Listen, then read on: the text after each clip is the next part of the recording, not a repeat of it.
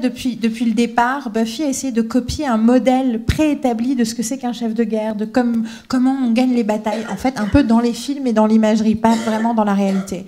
Et en fait, ce carcan a fini par l'étouffer et on est arrivé au point de quand même avoir des arguments contre la démocratie, ce qui, heureusement, mène immédiatement à sa dépossession du pouvoir. Sauf que immédiatement après cette libération, donc les 3 extraits, le premier, c'est tout de suite, elle s'efface et elle dit à celle qui l'a remplacée, n'aie pas peur. Ensuite, elle explique à quel point elle déteste être générale et être responsable de la mort de ces jeunes filles. Tout d'un coup, elle leur donne une identité, elle redevient humaniste.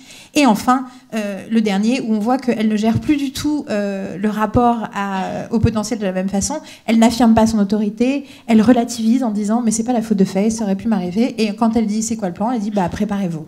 Donc on est tout d'un coup, en fait, le fait d'être allé au bout de l'expérience militaire classique lui a permis de voir que ça ne fonctionnait pas et d'être en train de réinventer. Et on arrive du coup à la réelle proposition de ces derniers épisodes sur une stratégie guerrière, mais aussi une stratégie en général de bataille dans le quotidien, dans l'activisme, dans tout un tas de choses. Et moi, j'en ai dégagé 4 grandes lignes, on va dire 4 leçons de vie qui sont... je pense applicables à énormément de choses. Et la première, c'est ce que fait Buffy au moment où elle sort de son rôle de chef de guerre, c'est qu'elle, tout d'un coup, elle réalise qui elle est à nouveau, elle se rappelle de qui elle est. Et donc comprendre soi-même, mais aussi comprendre son pouvoir, c'est un premier élément essentiel. Donc arrêter de se mentir. Le deuxième, c'est de changer la donne, c'est-à-dire que, comme on l'a vu dans l'extrait tout à l'heure, elle va changer les règles. Elle est censée être le seul à avoir le pouvoir, elle va changer les choses. Elle fait confiance à Spike, qui est censé être l'ennemi que son mentor conseille de tuer. Elle va au contraire choisir de lui donner une arme qui va permettre d'être décisive.